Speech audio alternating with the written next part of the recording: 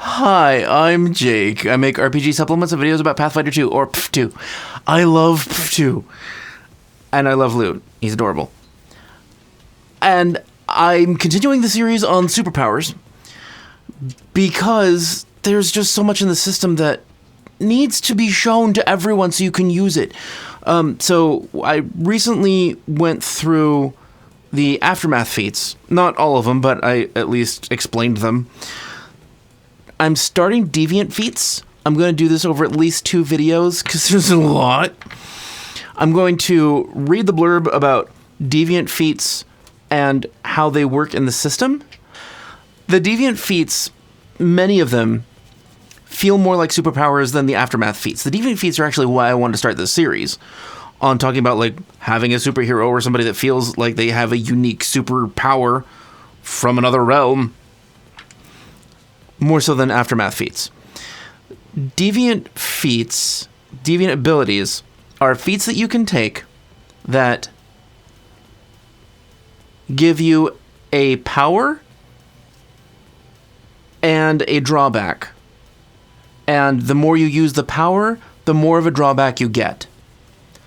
I do have a slight issue with how that is handled, because I think that, like, if you're trying to use these and have fun with them, then the rules as they are restrict your usage too much.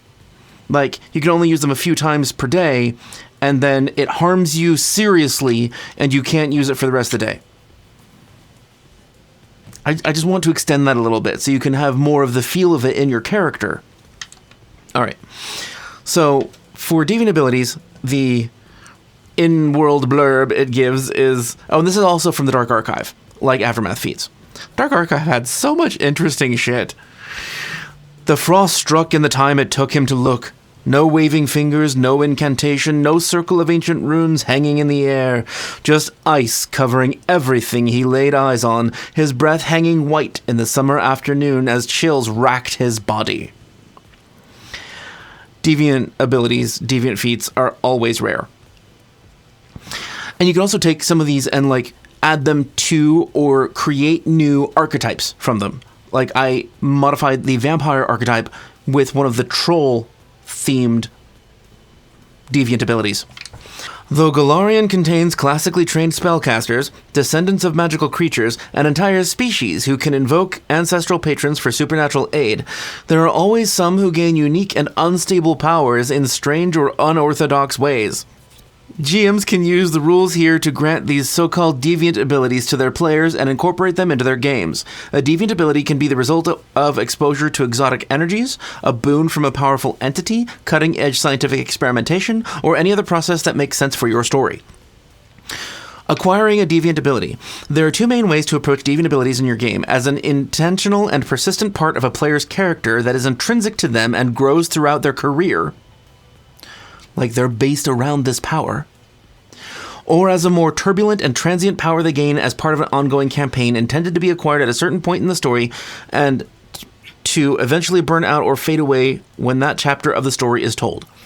If you're choosing that second path, I recommend as the GM that you choose a climactic section of the story that you plan on having all of the player characters have a power by that period.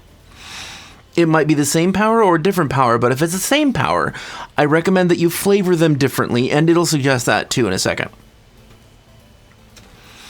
Background deviant abilities. A background deviant ability is a core part of a character's concept. A character may simply have been born with the power to light things on fire by whistling, or they may have gained it as part of whatever incident set them down the road to adventure. I love that some of these are just callbacks to myths in our culture. Like I've mentioned long, broad, and sharp sight before. I like that you can do that with these. When using background deviant abilities, the player should get to decide what type of deviation they want and build their power. As the player grows, they should be able to improve their deviant ability, whether through special training, seeking out objects of power, or self-improvement, represented as taking additional deviant ability feats. If everyone in your party wishes to make deviant abilities a part of their character, or for a setting where these abilities are more common, Consider using a variant similar to the free archetype variant rule to grant each character an extra class feat at 2nd level and every even-numbered level thereafter that they can use only to take Deviant Feats. In most cases, they can gain every possible Deviant ability feat by 16th level in this fashion, so there's no need to grant extra feats after that. And you can do what I mentioned in the Aftermath Feats video, which is give them a Deviant Feat, see if they use it, see if they like it. If they don't use a feat for it, then it fades at a point that is appropriate to the story. Like the climactic event ends, they can hold on to that power by taking the feat, or they can let go of the power by not taking a feat. So it's still their choice. Because choices are fun. Campaign Deviant Abilities. A campaign deviant ability comes about as part of the story of your campaign. The party may find themselves with strangely expanded senses after taking shelter beneath an ancient monolith. Or they might drink from a spring of pure magic in a grove and find themselves able to command the elements. There are certain magical items or artifacts that also mirror this feel, and I'll mention them at a future point. As the GM, you should decide the specifics of the deviant abilities yourself, matching them to the event and themes of your campaign. The players might not discover the full capabilities or quirks of their new abilities immediately. Consider waiting for a dramatic moment to reveal that a player has gained a deviant ability, perhaps letting them unleash an unexpected blast of lightning right when they need it the most. As happens in our TV shows, movies, and fantasy novels. And non-fantasy novels, just like, because it's dramatic.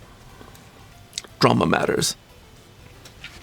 Because a campaign deviant ability is normally only present for a level or maybe 2, you usually don't have to worry about advancing the ability or adjusting campaign rewards to take stock of your PC's additional powers. Rather, simply keep in mind that the players might have an extra source of damage or utility ability up their sleeve while they are in a given town or dungeon. Be clear with your players that their newly acquired abilities are temporary. For instance, it might be that the powers the players gained from the ancient monolith will fade once their journey takes them too far. If a player enjoys their deviant ability and wants to keep it even after the moment in the campaign has passed, work with them to develop a story that fits their character. Maybe they take a piece of the monolith with them, letting them keep their powers. In this case, you can give them the opportunity to retrain some of their existing feats into deviant ability feats, or let them take those feats again in the future.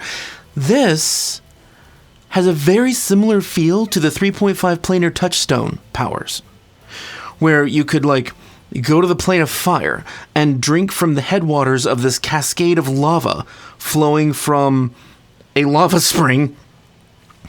And if you attune yourself to that location, you get a passive ability. I think it's resistance to fire.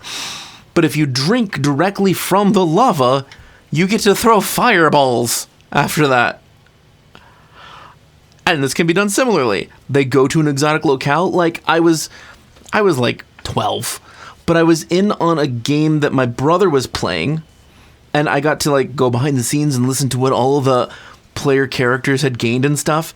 And one character, his name was Zashron. He was a warrior. He decided to just go swimming in lava. He put all of the protections on himself he could, asked for them from other people, cast something so he didn't have to breathe, and he just went swimming in lava. Yes, I know, that is completely impossible. But, oh well, the GM allowed it. And he found a fire elemental sword in the lava. Yeah, also completely unlikely. But I want to see players do random shit like that you can reward. And like I said in the last video, the Aftermath video, maybe you were just, like, chilling at the bottom of this enchanted lake and you didn't know it was enchanted and you came up and you had water powers. Building a deviant ability. Now, this part may not seem like it matters, but you need to hear it to understand how to extrapolate other deviant powers. And that's why I'm doing this video, so that you can use deviant powers in your game and throw them in or help people build characters that have these deviant powers or some other deviation of the deviant power so they can customize their character's flavor even more. Building a deviant ability. Decide what deviant ability you want to build and what event led to the deviant ability or awoke it. Each ability comprises a main classification.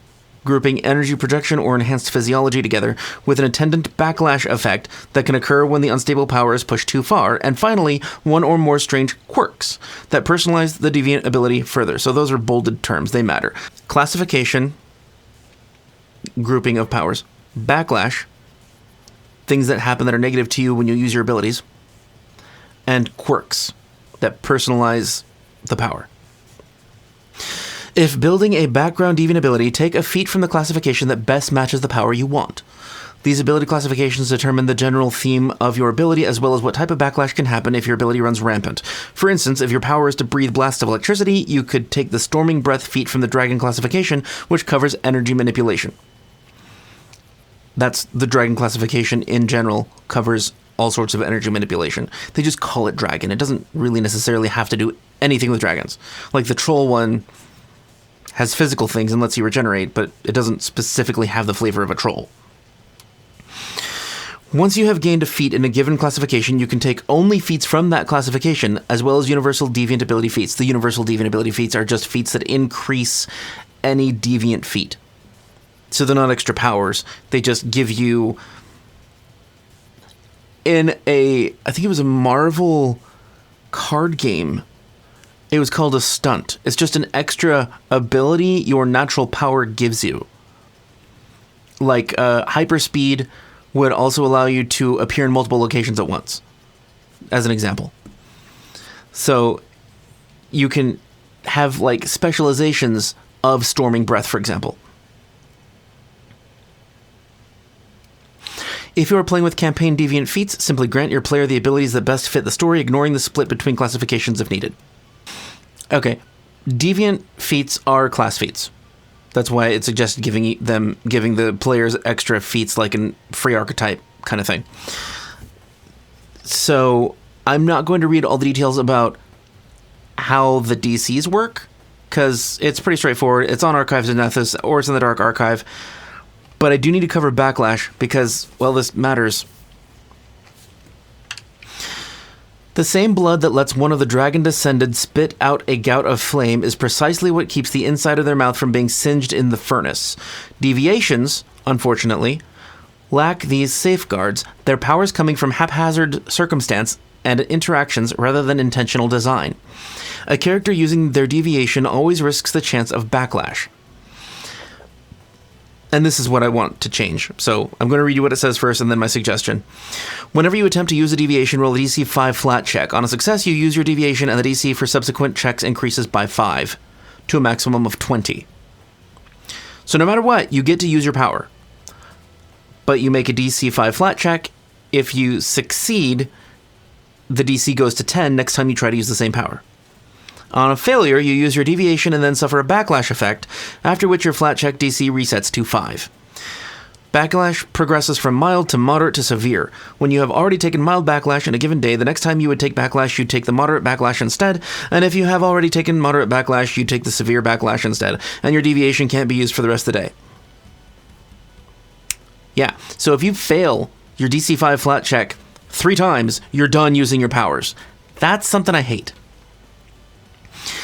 Attempting to use it after that fact simply brings pain. When you make your daily preparations, your flat check DC returns to 5, and your next backlash returns to mild. Any effects from backlash can't be reduced, prevented, or otherwise bypassed. Conditions and damage you take from backlash can't be reduced or prevented by resistance or immunity, but still triggers any weakness you have to it. So instead of it increasing every time, I would say that it's just always a DC 5 flat check. Which means if you're really unlucky, yeah, you might only be able to use it 3 times in a day. But it's not going to keep increasing to make it harder and harder to avoid backlash. Because the backlash sucks. Like, if it's the lightning breath one, the backlash could be that you explode in energy and you take 10d6 damage of that type and you can't resist it, you can't even make a saving throw, and all your friends take the damage too. The backlashes suck. So, I personally like the idea of not having any flat check, but it does make it mean more if there's a chance that you can't keep using it. so people will find value in it, in being able to use it when they do. Plus, you can still use hero points on that check. Because why not? Or you can use the harrowing ritual. Awakened powers. A deviant ability's unstable nature means it can grow in power at a later point, responding to a stressful moment or continuing to evolve along a mysterious path. Awakening lines in Deviant Feats represent possible paths the power's awakening can take. You don't gain the awakening unless you take a feat that grants you those benefits. You can take only one awakening for a given Deviant Feat. So you can't, like, have 2 tricks with your lightning breath. Only one. Ever. Quirks are random weird things that accompany your power. There's a table here you can roll on if you can't make up your mind, but you should really just, like, make it fit your character. It's almost always only going to be flavor. But if you as the GM want to make it do something, it should be like +1 or -1 at most, it says. I like that the quirk table gives you ideas on how you can sort of picture that this ability works. Like, number 8 out of 10 is Harmless Wound. When you use your deviation, trace amounts of blood drip from your eyes or nose. Like, you're telekinetic and you're hurting your brain. Or, in Deadlands, there was this magical knife that the more you used it, the more it made your hand bleed, and then eventually it led up to your arm, so your arm was always bleeding. I like the idea of these quirks being present even when you're not using the power, because it is a symbol of something otherworldly affecting your body. But there's a lot of things here, like there's music, you absorb color from around you, strange fuel. Each day you have to consume a small amount of something weird. It says quartz or holy water. I like grave dirt and bugs, because I'm weird. The universal feats for Deviant Feats are 4th level and 10th level. 4th, they're both awakened powers. So 4th is awakened power, 10th is greater awakened power. The 4th level one can awaken any power that's 4th level or lower, and the 10th level one can awaken a special power for any deviant feat that's 10th level or lower. Aside from that, the classifications that are in Dark Archive are Dragon for energy manipulation, so like you can blast energy out of your hands, you can eat energy that's coming at you, or you can use energy to fly briefly, or you can, vomit electricity or whatever. Troll classification has Bone Spikes that let you have natural weapons spring out of your flesh. Titan Swing that lets you hit a little bit harder and push your enemy back. High Speed Regeneration, which is fucking bullshit and everybody should have it, because you just regenerate really fast. Like, really fast. Like, at the beginning of your turn, you regenerate twice your level in hit points. Tectonic Stomp, you hit the ground and people go prone in the area and they take some damage. Wraith classification, Eerie Flicker, you can avoid hits that are directed at you. Ghostly Grasp, you have a ghostly incorporeal arm that can grab things, and all of these things can be enhanced to do specific cool things. Like the Ghostly Grasp, you can use an awakening feat to make it restrain somebody, or to move them around. Like a bunch of arms appear around them and just move them around the battlefield. Enervating Wail is Banshee Wail. You do void damage in an area around you. Yes, it hurts your friends too. Almost everything that the deviant things do can easily hurt your friends. It doesn't differentiate between friend and foe. Distant Wandering for the Wraith is basically astral projection. You fall asleep and your spirit goes off. As you see on your screen, each of these have backlash depending on the classification. So for Wraith, severe backlash might be you become doomed 1 and drained 2 until your next daily preparations. That's at the 3rd and most severe level. The mild one is you become frightened 3. Moderate is all creatures become concealed to you because they're covered in visual distortions that only you can see. So some of these feel a lot like the old Oracle mysteries. And I think you could take some of these to give some of that flavor back if you want.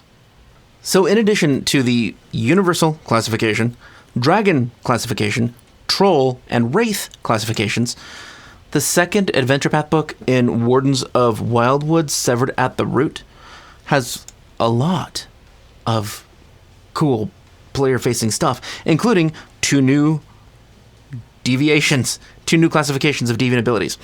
One of them is Blight Soul, and another is Verdant Core. Blight Soul is all about spewing rot in different ways and fungal spores, and the backlash you suffer is you get sick or you decay. And Verdant Core is all about, like, it's a deviant feat that lets you grow food and help people. It's kind of awesome. It has defensive growth. You can make it anyway. I'll go over all of these, but not during this video, just because this video is already really long. But in my next video, probably 2 videos, I'm going to cover all of the deviant abilities. I'm going to put a link below to the Deviant Feats section in Archives of Nethys. And if you take a look at the Deviant Feats and the Aftermath Feats, I think you can compile a superhero kind of campaign if you wanted to. Or just, like, have a couple of extra really cool powers to start off with that nobody knows about. And anytime you have abilities like this that you have to remember in combat, it's so easy to forget. But one of the people on my Discord server, Scaredy Cat2, created a character sheet that's like high visibility. It was really just for her to be able to easily see where all this stuff is on the character sheet. But what I love is on the first page, it has ancestry abilities, background abilities, class abilities, and notes. And you can put all of your most useful, most often used in combat powers right there on the first page, which the standard character sheet that I've recommended, or the one that comes with the books from Pathfinder 2, doesn't have. And I love this. This is super useful. She just started, and this was convenient for her. Like, she needed it because she's just starting out, and it wasn't making enough sense to her. It's a great creation. Anyway, if you want to come to the Discord server, you can download it. It's there. It's 8 pages long. You might not need all of it, but the first page is just super handy. If you want, like, a format for writing down notes that you have to keep in mind during games. I have found that my online group needs that a lot too. So I'm going to come out with more of this genre of video, and I'm going to cover all the Deviant Feats. And then there are some special magical items that also permanently alter your character. They can also be superheroes or supervillains. Just cool stuff. Anyway, thank you for joining me. If you're a patron, thank you for being here every day and for taking care of the channel. Kitties appreciate it too. This little guy, the Gemling Dragon, is what we're giving away to patrons of $5 or more for the month of January. Oh, your tail is wet. You've been bad. And we are approaching 3,000 subscribers.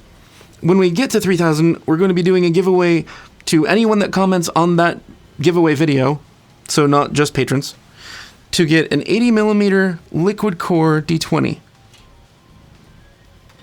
Has those shiny things inside. So come to the Discord if you want to hang out with nerdy people, or if you want this really useful, cool character sheet. There's a lot of pages to it. The spells you use all the time, cantrips, being on their own page. I love this. This is good design. If you want to see the first video in this series, that's the Aftermath Feats. Or if you want to see the live play where we do all sorts of weird shit here, we're currently on Stolen Fate. It's fucking fun. Okay, thanks, bye.